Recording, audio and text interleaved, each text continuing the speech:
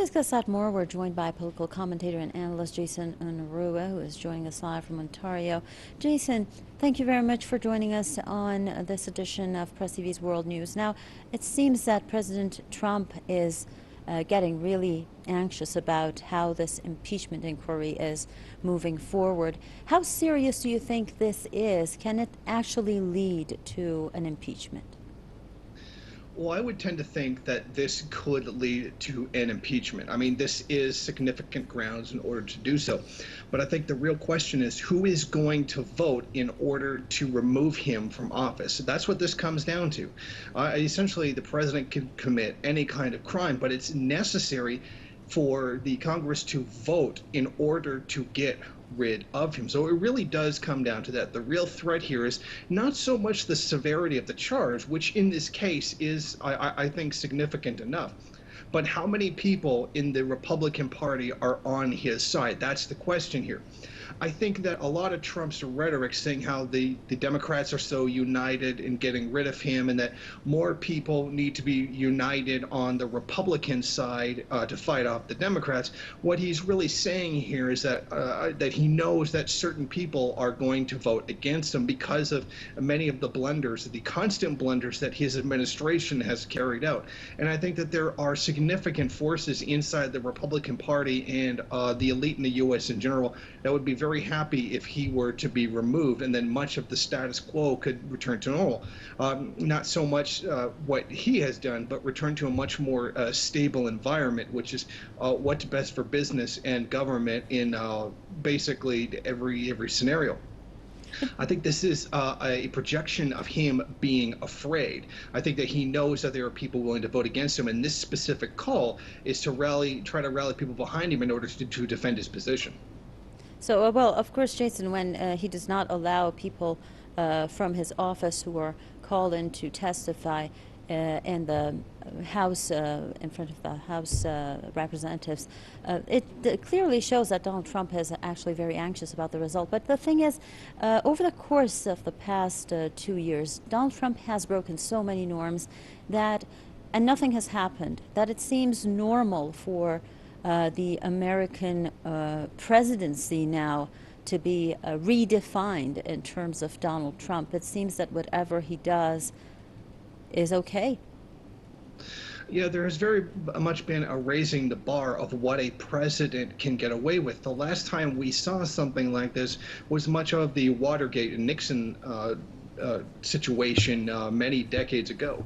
I mean, it's nothing unusual for U.S. presidents to carry out these kinds of crimes. I mean, this collusion with the Ukrainian government to undermine one of his opponents is actually very small compared to the crimes that the United States has carried out across the world. The invasion of Iraq, which killed 1.5 million people, the same of Afghanistan. Yet these incidents aren't considered worthy of removing somebody from office for. I think that what we have here is a direct conflict between many of the elites inside the United States, many of whom certainly do want to see Donald Trump removed. And I think that that's what this is really about. But if anything has typified Trump's administration, it's been what exactly can a U.S. president get away with before the public turns against them?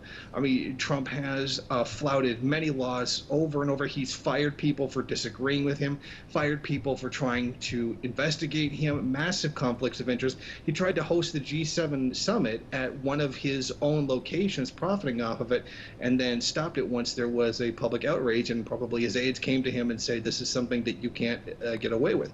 I mean, corruption is part and parcel of this presidency.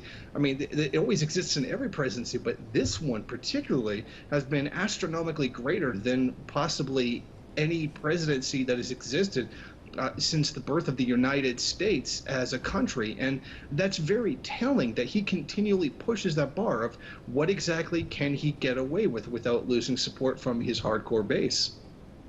Thank you very much, Mr. Jason Unruhe, political commentator and analyst joining us live from Ontario, commenting on the possible impeachment of U.S. President Donald Trump. Moving on to Canada, Prime Minister Justin Trudeau has won the parliamentary election, securing a second term in office. Thank you all, my friends. From coast to coast to coast, tonight, Canadians rejected division and negativity.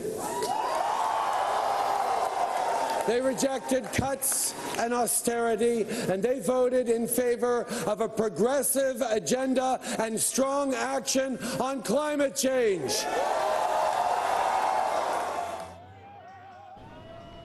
Official results show that the ruling Liberals won 153 out of the 338 seats, falling short of the 170 seats needed for a second straight majority government.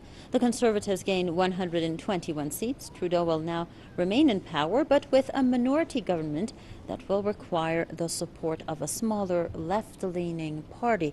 He took power in 2015. His popularity has dropped since then over old photos of him in blackface and his handling of a corporate corruption case.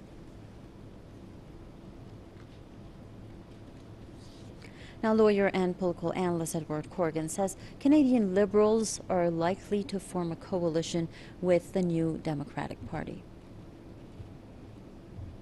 There was a lot of pressure on the federal Liberals, which held the government with the majority, and there was a couple of scandals, but I don't really think they had the traction that some people expected. The Liberals are going to be about maybe 11, maybe 15 seats short of a majority, and if they get the support of the New Democratic Party, which is sort of a left-wing socialist party, that would give them a secure majority in the House of Commons. The question is whether it's just an alliance or would they bring in some members of Parliament into the cabinet from the NDP. What's also interesting is that the Green Party, which is a very strong environmentalist party, has picked up a seat in New Brunswick and in Fredericton, the capital city of that province, and they're expected to pick up some other seats as well. So they're going to go maybe as high as 5 and 6 seats, which will raise the environment as an issue in the House of Commons, and also they maybe end up supporting the governing Liberals.